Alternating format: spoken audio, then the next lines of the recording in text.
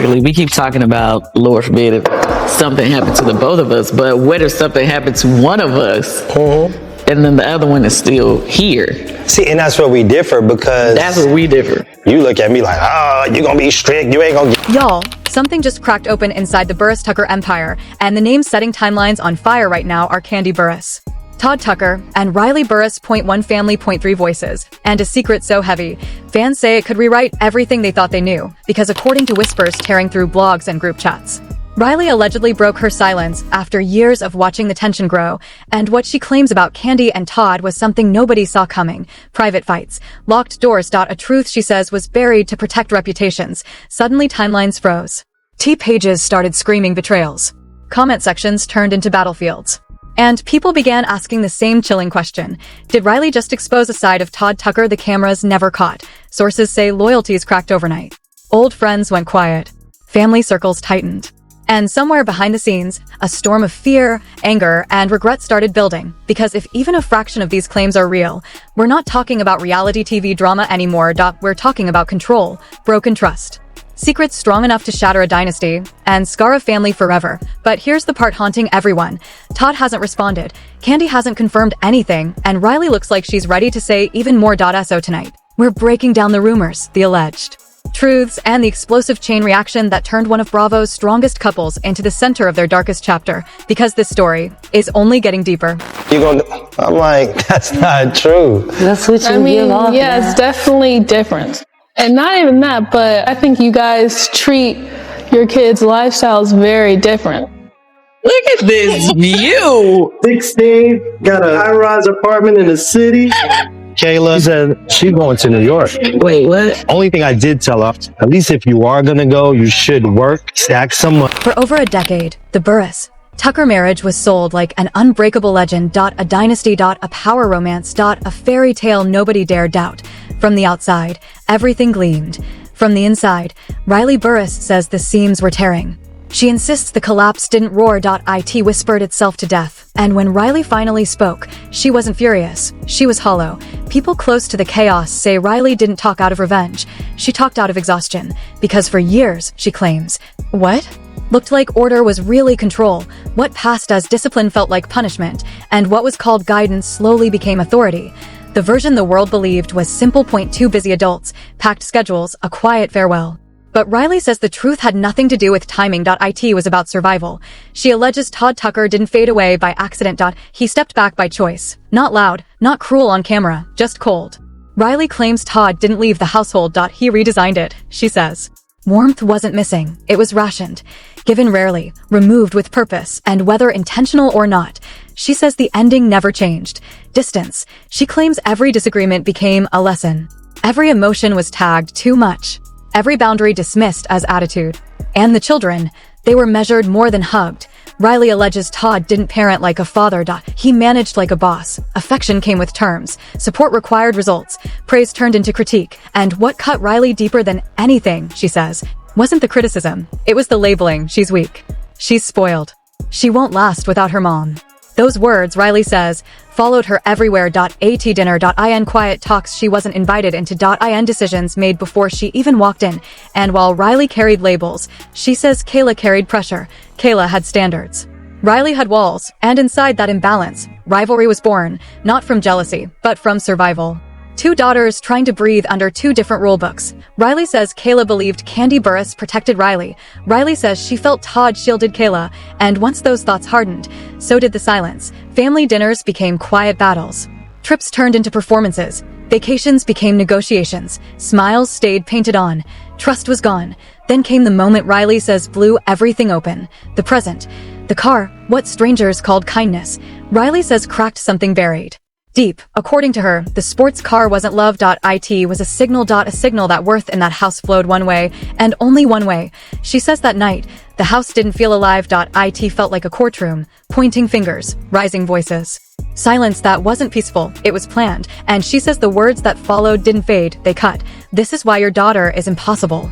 Riley says that sentence didn't hit the wall. It stayed in her chest, and when Kayla later posted online, step families aren't real families. Something broke forever. After that, Riley says, it stopped being a home.it became scaffolding waiting to collapse. Not loudly, not publicly, but surely. And Riley says, the fall didn't come as noise.it came as space.by this point. Riley admits what followed shocked even her. The house didn't explode.it drained. Todd didn't storm out. He faded.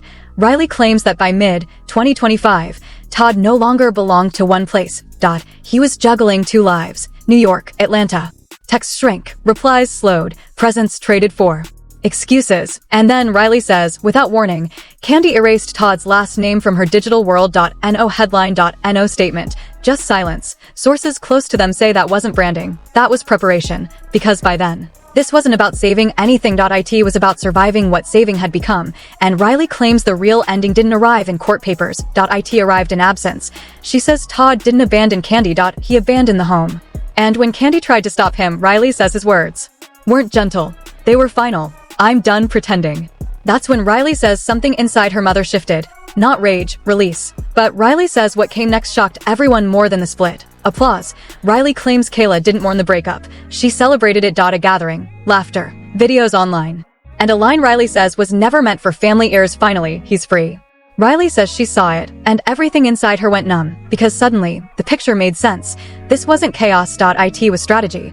This wasn't pressure.it was planning, and Riley says, So personally, I'd be in a bit of a situation. No, that's not. Yes, I would. You would not. That's not I true. would be. I don't think you You know would what? agree to give her the apartments and stuff that I would agree That's to. not true. I think That's it's not also true. how much I spend. Like, I don't think you would allow me to be part of the decision as much as I am with my mom. You think you would say, yeah, well, this is the difference in parenting wasn't small. It was structural. One model was comfort. The other was character. And Riley says the house could never decide which one it wanted to be. According to her, Todd viewed outcomes. Candy viewed impact. Todd tracked results. Candy tracked resilience. The clash wasn't personal. It was philosophical. how to make it work. Yeah. But that's not true. Do you think he would do that? Well, Daddy, You think? So you We think? all think that, Time not out. just me. No, my dream is to teach you to be self-sufficient. And you know what? do that. Time out. Give them everything. Can I say what I'm saying? Go ahead. For you to be independent, if you get my money, it's a bonus. life lesson. If you I didn't want to raise children who depended on money. I wanted to raise children who could survive without it. Todd thought like a businessman. I thought like a mother. That difference didn't soften with time. It separated us. And Riley says somewhere inside that ideological war, empathy was misplaced. Decisions were debated, but feelings were dismissed. She claims that Kayla became guarded. She became isolated. And instead of uniting, they were quietly set against each other. Not with words, with positioning. Riley claims Kayla's influence over Todd grew, and her own voice faded. Text messages replaced conversations. Assumptions replaced communication. And slowly, every disagreement became allegiance-based. You weren't just disagreeing. You were choosing sides. And once sides existed, there was no family left. Only lines. here to teach you. And that's the perfect word. You always want to teach a lesson. Everything is like, oh, she needs to learn a lesson. And plus, you have a mom instinct. He thinks business-wise all the time. It's never daddy in business. It's business most of the time. Am I going to have a tipping allowance? I never have an allowance now we're in the summers, but you don't know how to show affection. I'm trying to make you tough, kid. Sometimes it felt like we were living in the same house, but in two different realities. And the divorce didn't happen overnight. It was forming quietly inside us long before it ever reached paper. According to Riley, by the time the divorce became public, emotionally, it was already ancient. People were just catching up to what the house already knew. And as the marriage cracked, so did the businesses. Riley now alleges the empire wasn't immune. Old Lady Gang, Blaze Steak, Tucker Productions, the trucking ventures. It was about control of influence. Riley never stated it outright. She didn't have to. The emotional damage in her voice did the work for her. If true, this wasn't a family dispute. It was power redistributed through pressure. And Riley insists the effects still remain. She claims some wounds don't bleed. They echo. And one of the strongest echoes, according to her, came from watching two daughters stand on opposite sides, while the adults responsible stood safely apart. By now, the internet was no longer just watching. It was dissecting. Podcasts broke down every line Riley had spoken. Fans found clips from years ago that suddenly looked different. Body language once dismissed now appeared weighted. Jokes were reclassified as warnings. And interviews that once felt lighthearted now looked layered. The public didn't ask if Riley was emotional. They asked if she was revealing. And that question shifted the narrative completely. According to social reactions, many fans were no longer trying to decide who was wrong. They wanted to know something far more unsettling. Who benefited? Because where chaos is random, no one wins. But when chaos is architectural, somebody always does. And quietly, another theory started forming. That this divorce was not the beginning of an ending. It was the middle of an exit strategy. Not emotional. Operational. Riley never confirmed this. She didn't have to. The breadcrumbs she dropped were heavy enough. She said, "There are people smiling right now who were never neutral." And once that sentence landed, everything after it felt colder. The internet didn't ask who had left the marriage. They asked who had escaped it. By this point, public perception had split cleanly. Some believed Riley was emotional. Others believed she was late. Late to a truth that had been waiting for years. And the most dangerous part? She wasn't asking for sympathy. She wasn't crying for the camera. She wasn't begging to be believed. She was documenting. And documentation is not for comfort. It's for record. And as more fans revisited old footage, a new pattern emerged. Whenever Todd spoke publicly toward the end, it wasn't with warmth. It was with detachment. With corporate calm. With a voice trained not to flinch. Which brought the audience back to the same question. Was this marriage falling apart? Or had it been quietly dismantled? Because collapse feels violent. This felt measured. And Riley, for the first time, allowed herself to say the part no one else would. We weren't breaking down. We were being phased out. That line didn't trend. It unsettled. Because when something breaks, it can be repaired. But when something is phased out, it's replaced. And that leaves one final thought hanging in the air. If this wasn't disorder, then whose order was it? And by the time the internet realized something irreversible had happened, the story had already evolved into something darker than a divorce. It had become a reckoning. Because at this stage, no one was asking if the marriage had failed. They were asking whether it had ever truly existed. According to those watching closely, the aftermath did not look like heartbreak. It looked like repositioning. Statements were cautious. Silence was strategic. And the people who once appeared inseparable now resembled strangers carefully orbiting a shared past they refused to touch. Riley's words didn't calm the storm. They sharpened it. Not because she accused, but because she remembered. And memory, when spoken aloud, has a strange power. It pulls threads people forgot existed. Old interviews resurfaced. Body language was reanalyzed. Moments once considered harmless now looked misaligned. The internet did what it always does when it senses deception. It zoomed in, frame by frame. People replayed jokes that no longer sounded funny. Comments that once felt casual were now reclassified as warnings. Even smiles were examined like evidence. And in the middle of that audit, a question kept reappearing. Was Todd walking away? Or was he being forced out by something no one was allowed to discuss?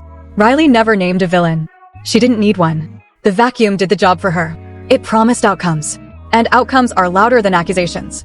By now, the public wasn't wondering who caused the divorce. They were wondering who survived it. Who adapted? Who advanced? And who vanished? Riley's truth didn't point fingers. It drew maps. Maps of silence. Maps of disappearance. Maps of behavior. And the public followed them through old footage. Old tweets. Old bookings. Old friendships. The more the timeline aligned, the less comfortable it became. Because patterns don't lie. They repeat. Some viewers began suggesting this divorce functioned less like a breakup. And more like a removal. Not of a husband, but of influence. Of position. Of access. Riley never said the word power, but everything she described circled it. And that frightened people. Because it suggested something deeper than heartbreak was at play.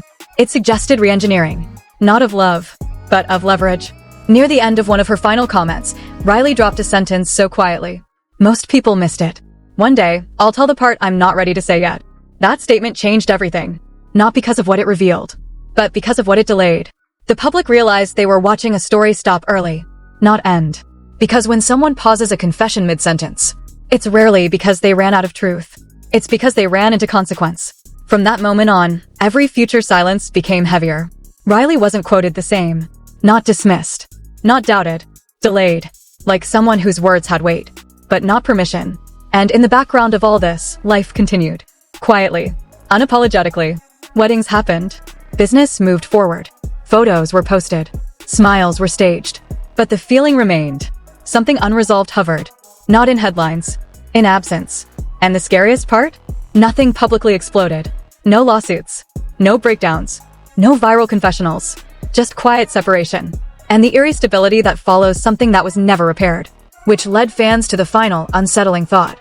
Sometimes closure doesn't arrive as honesty. It arrives as distance. And in that distance, stories aren't denied. They're buried. Riley didn't expose a monster. She exposed a mechanism. One that doesn't scream. It reorganizes.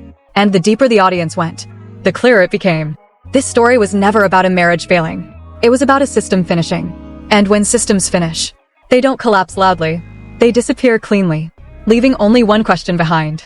If this wasn't chaos, then whose design was it? The truth doesn't always arrive loudly. Sometimes, it dissolves.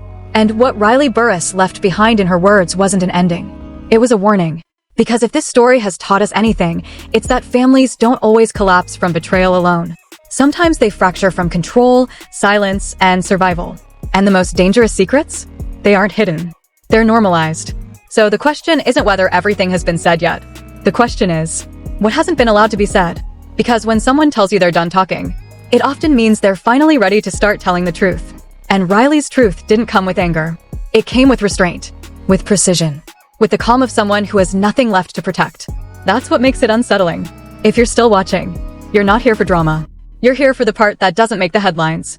The part that lives in behavior, not statements. In movement, not comments.